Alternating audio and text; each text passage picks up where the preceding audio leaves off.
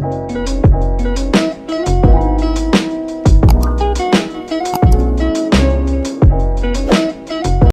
ini gue mau bahas tentang The Girl Who Prayed for Lucifer. Pada suatu hari di Meksiko, hiduplah seorang anak perempuan kecil yang sangat baik dan tidak memiliki kejahatan sedikit pun di hatinya. Namun, membuat orang tuanya ketakutan karena doa yang dilakukannya setiap malam.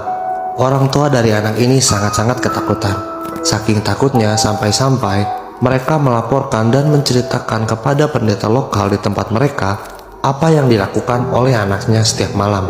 Setelah pendeta itu mendengarkan cerita dari orang tuanya, dia berpikir bahwa cerita itu hanya dilebih-lebihkan. Namun, kedua orang tua itu memutuskan untuk mengundang sang pendeta untuk bermakan malam di rumah mereka. Malam pun akhirnya tiba. Sang pendeta dan keluarga kecil itu sedang bermakan malam. Saat sedang makan malam, pendeta itu terus memperhatikan apa yang dilakukan oleh anak perempuan dari kedua orang tua itu.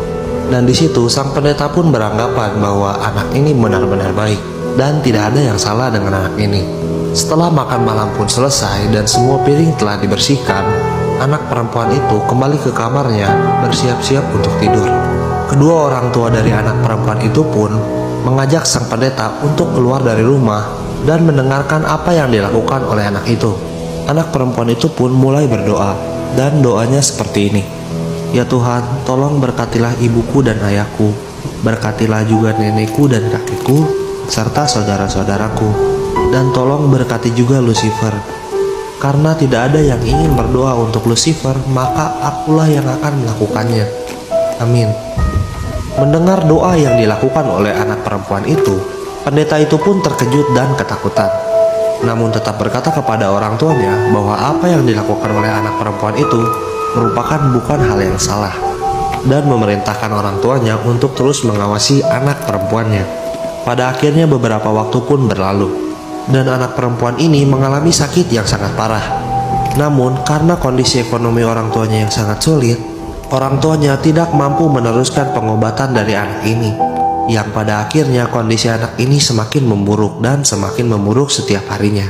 Namun walaupun kondisi anak itu benar-benar buruk, dia tetap berdoa setiap harinya dan doanya tetap sama. Pada suatu hari orang tuanya pergi untuk membelikan anaknya makan. Namun saat mereka kembali, mereka sudah menemukan anaknya meninggal di kamarnya. Mereka merasa benar-benar sedih atas kepergian anaknya. Dan karena kondisi ekonomi mereka yang sangat buruk pada saat itu, mereka tidak mampu memberikan penguburan yang proper untuk anaknya. Pada hari itu berita tersebar sangat-sangat cepat di kota mereka, yang merupakan kota kecil dengan penduduk yang tidak begitu banyak.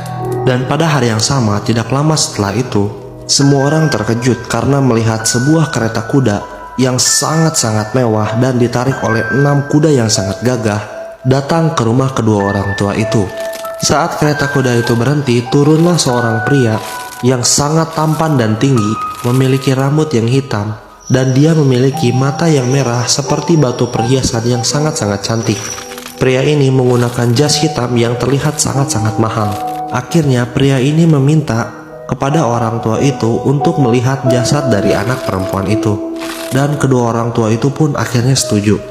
Saat pria ini melihat anak perempuan itu, pria ini secara perlahan dan gentle mengangkat jasad dari anak perempuan itu, sambil menahan air mata dan menuju ke kereta kudanya. Pada akhirnya pria itu membawa jasad dari anak perempuan itu ke gereja lokal yang ada di kota itu untuk memberinya penghormatan terakhir. Pria itu duduk di jajaran paling depan, menangis terseduh-seduh tanpa mempedulikan semua orang. Kedua orang tua dari anak perempuan itu tidak tahu siapa pria ini, dan semua yang menghadiri acara itu juga tidak tahu siapa pria ini sebenarnya.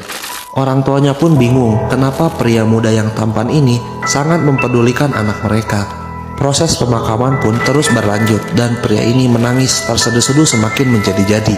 Pada akhirnya jasad dari anak perempuan itu pun dibawa ke kuburan sekitar, di mana keluarga dari anak itu terlihat sangat-sangat terkejut karena apa yang mereka lihat adalah sebuah kuburan yang memiliki batu nisan yang sangat-sangat mewah dan sangat-sangat cantik, di mana mereka beranggapan bahwa itu adalah kuburan tercantik yang pernah mereka lihat.